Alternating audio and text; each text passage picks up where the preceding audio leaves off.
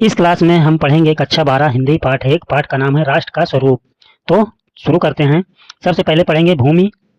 देखते हैं भूमि, भूमि पर बसने वाला जन और जन की संस्कृति, इन तीनों के सम्मिलन से राष्ट्र का स्वरूप बनता है। यहाँ पे कह रहा है कि भूमि यानी भूमि पर बसने वाला जन, जन मतलब लोग, जन की संस्कृति यानी लोगों की संस्कृति, इन तीनों के सम्मिलन मतलब मिलने से क्या बनता है? राष्ट्र का स्वरूप बनता है। आगे कह रहा है भूमि का निर्माण देवों ने किया। देवों मतलब ईश्वर या देवताओं ने किया। वह अनंत काल से है। अनंत मतलब जिसकी कोई गिनती नहीं हो सकती। उसके भौतिक रूप, सौंदर्य और समृद्धि के प्रति सचेत होना हमारा आवश्यक कर्तव्य है।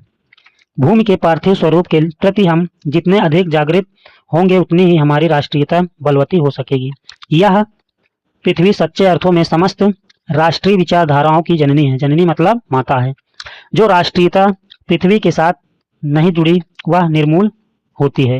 निर्मूल मतलब जिसका कोई मूल नहीं होता। राष्ट्रीयता की जड़ें पृथ्वी में जितनी गहरी होंगी उतना ही राष्ट्रीय भावों का अंकुर पल्लवित होगा, यानी उतना ही हमारा राष्ट्र आगे उठेगा।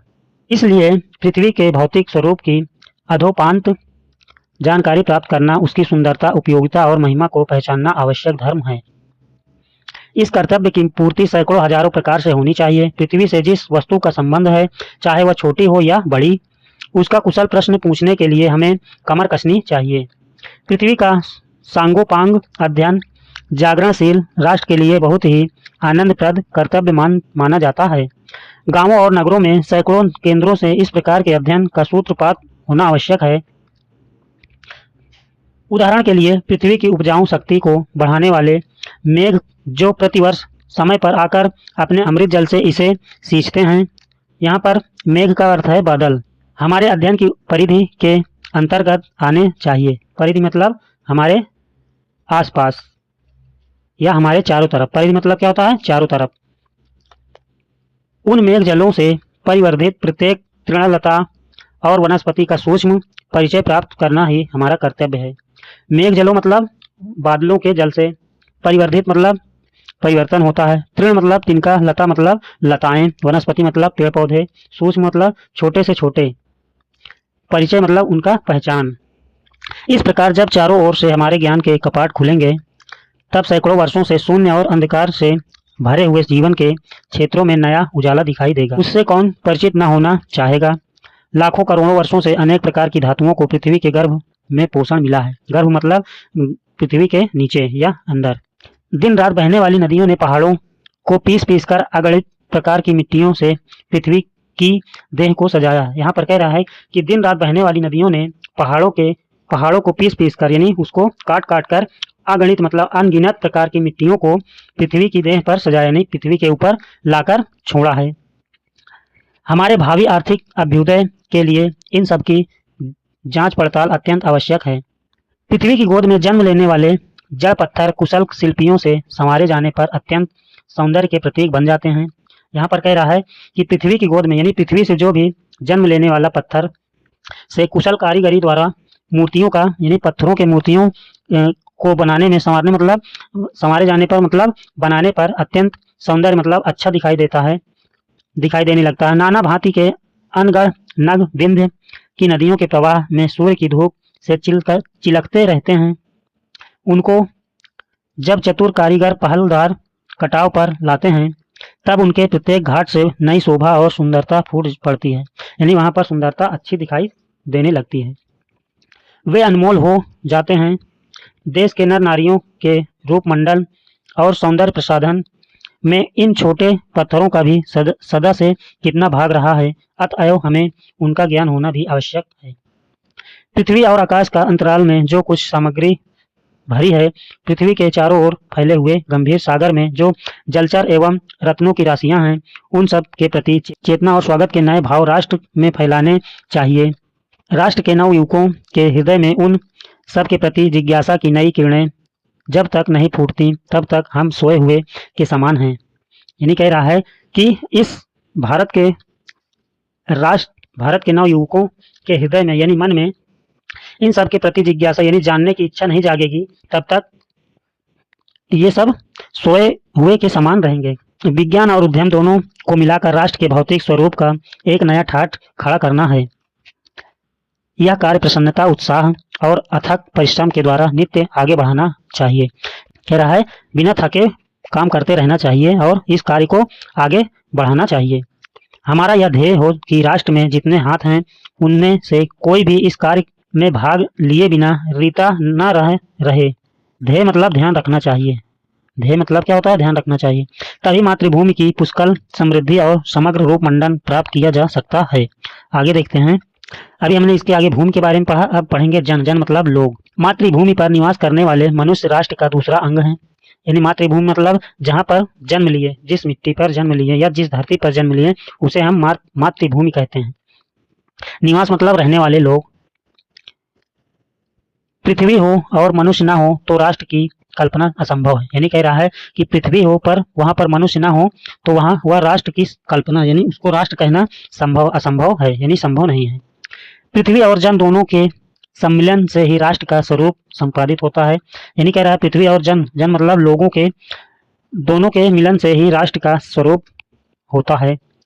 ये स्वरूप मतलब बनता है, राष्ट्र बनता है।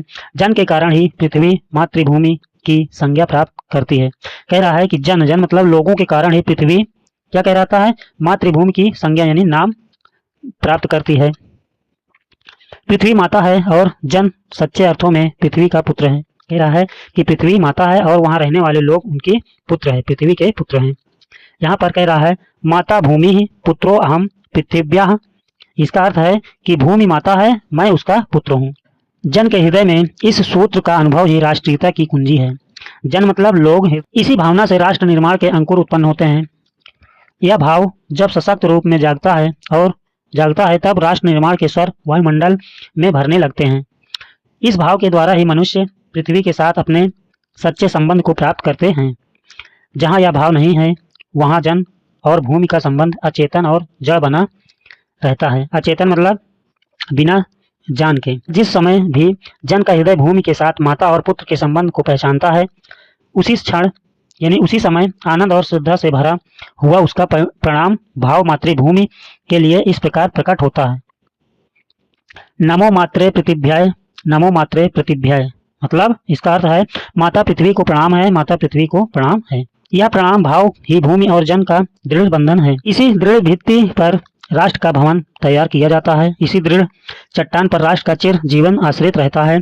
इसी मर्यादा को मानकर राष्ट्र के प्रति मनुष्यों के कर्तव्य और अधिकारों का उदय होता है। जो जन पृथ्वी के साथ माता और पुत्र के संबंध को स्वीकार करता है उसे ही पृथ्वी के वरदानों में भाग पाने का अधिकार है। माता के प्रति अनुराग और सेवा भाव पुत्र का स्वाभाविक कर्तव्य है।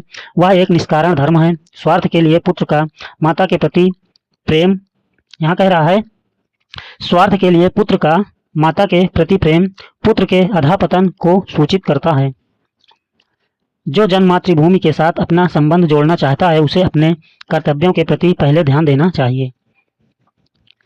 माता अपने सब पुत्रों को समान भाव से चाहती है। इसी प्रकार पृथ्वी पर बसने वाले जन बराबर हैं। मतलब जन मतलब लोग, पृथ्वी पर बसने वाले या रहने वाले लोग पृथ्वी के लिए बराबर हैं या समान हैं।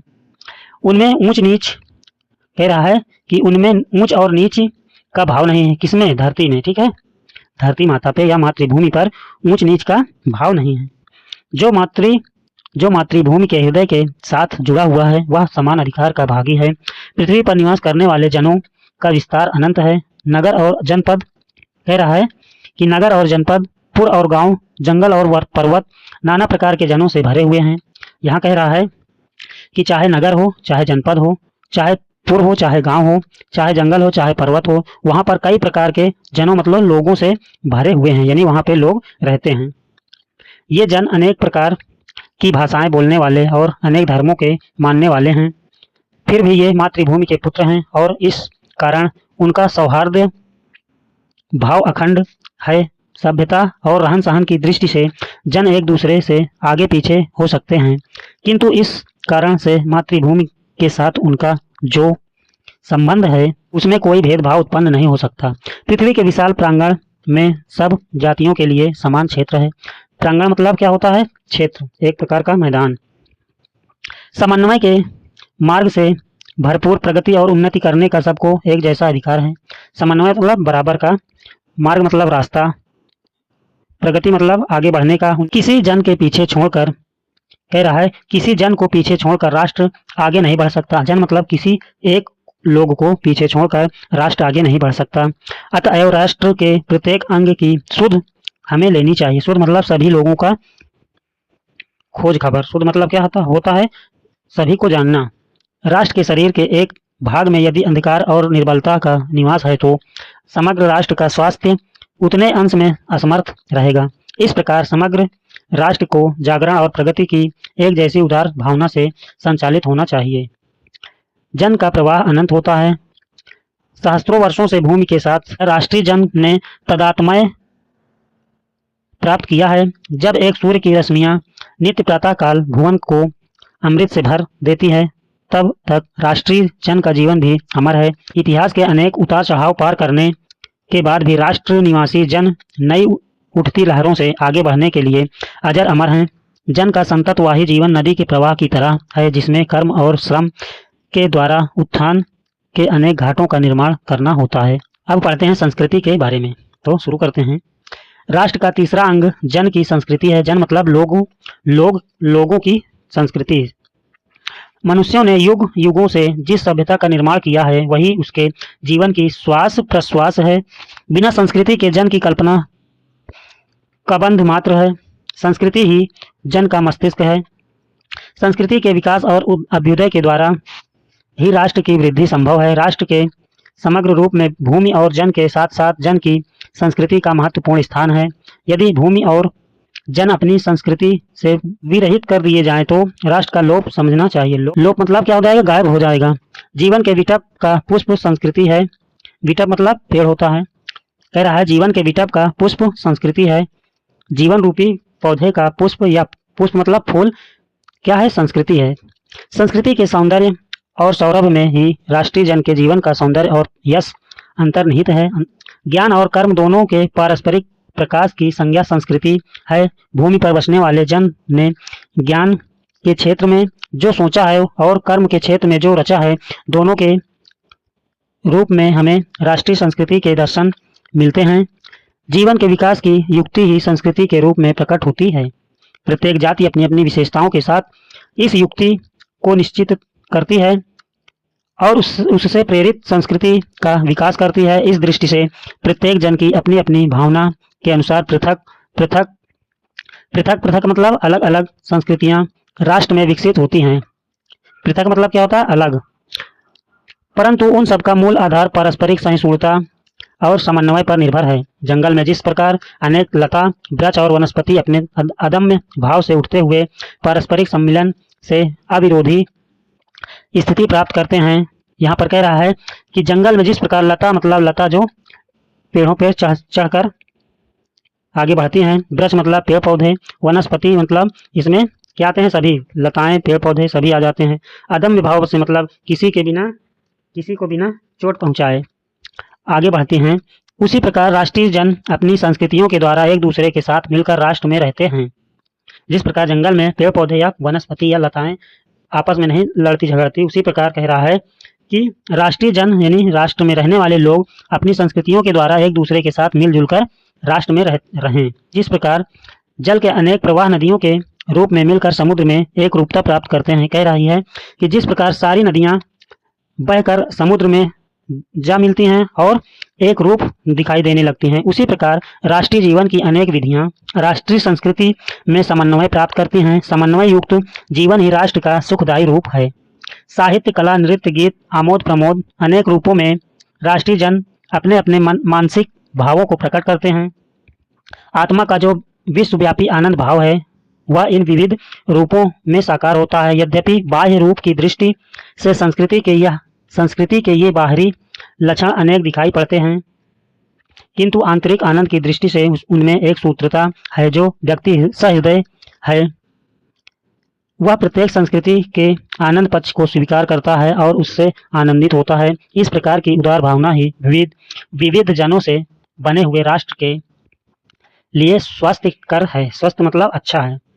गांवों और जंगलों में स्वच्छंद जन्म लेने वाले लोकगीतों में, तारों के नीचे विकसित लोक कथाओं में संस्कृति का अमित भंडार भरा हुआ है, जहां से आनंद की भरपूर मात्रा प्राप्त हो सकती है। राष्ट्रीय संस्कृति के परिचय काल में उन सब का स्वागत करने की आवश्यकता होती है।